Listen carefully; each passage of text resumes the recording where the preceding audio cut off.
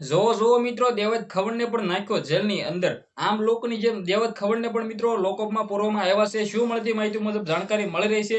Definitely તમને બધા લોકોને ખબર છે કે રાણો હવે મિત્રો પોલીસ સ્ટેશનની અંદર ગયા છે, જેલની અંદર ગયા છે, ત્યારે લોકો શું મિત્રો તેમના સપોર્ટની અંદર મેદાનમાં ઉતર્યા છે. નમસ્કાર મિત્રો, ફરીવાર એક નવો વિડીયોમાં તમારું સ્વાગત છે.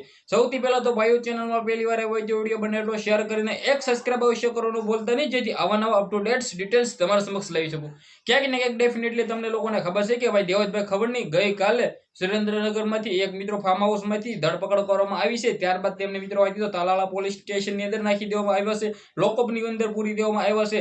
જે આ મિત્રો આવી કીધા, ઘણા બધા લોકો એવું કહેતા છે કે દેવતભાઈ ખવડ એટલે બ્રેન્ડ છે અને તેમને તો મિત્રો ભાઈ કીધું 2-3 ની અંદર છોડી દેવામાં આવશે, તેમને તો ભાઈ રાતોરાત જામીન મંજૂર થઈ જશે. પરંતુ ભાઈ એવું નથી. દેવત ખવડને પણ નાખ્યા છે લોકઅપની અંદર. હવે દેવતભાઈ ખવડ કેટલા દિવસ રહેશે જેલની અંદર બંધ, ક્યાંક ને ક્યાંક ડેફિનેટલી તમને લોકોને ખબર છે કે અત્યારે ખુલ્લેઆમ લોકો મેદાનની અંદર છે. શું દેવત ખવડ રહેશે 2 મહિના જેલની અંદર બંધ? આની પહેલા પણ મિત્રો 2 મહિના જેલની અંદર વહી ગયા છે, ત્યારે મિત્રો વાત કીધું તેમને જામીન મળ્યા હતા 2 મહિના બાદ. પરંતુ આ વખતે શું રાણો રહેશે 2 મહિના જેલની અંદર બંધ, કે પછી મિત્રો 5-10 દિવસની અંદર જેલ 5-10 દિવસની અંદર જ રાણો જેલમાંથી બહાર આવી જશે. ક્યાંક ને ક્યાંક આપણે બધા લોકો રાહ જોઈને બેઠા છે કે દેવતભાઈ ખવડ ક્યારે જેલની બહાર આવે ને ક્યાંક ને ક્યાંક દેવતભાઈ ખવડ ફરી વખત ડાયરાઓની અંદર મોરે મોરો કરે.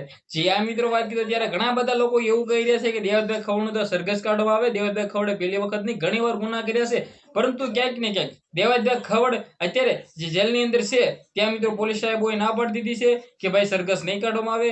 શું મિત્રો વાત કરતો દેવતભાઈ ખવડ છે હવે કેટલા ટાઈમ સુધી રહેશે જેલની અંદર બંધ, તેને કેટલી થઈ છે જેલની સજા, એ પણ આપણે બધા લોકો આવનારા ટાઈમની અંદર જ રાહ જોઈને બેસીશું. અત્યારે કોઈ પણ મળતી માહિતી મુજબ જાણકારીઓ નથી, તો વિડીયો બને એટલો શેર કરી દેજો. આજના વિડીયોમાં આટલી જ માહિતી. આપણે એક નવા ઇન્ટરેસ્ટિંગ વિડીયો સાથે મળી જશું. તો બધા લોકોને દિલથી ધન્યવાદ. જય હિન્દ, જય ભારત.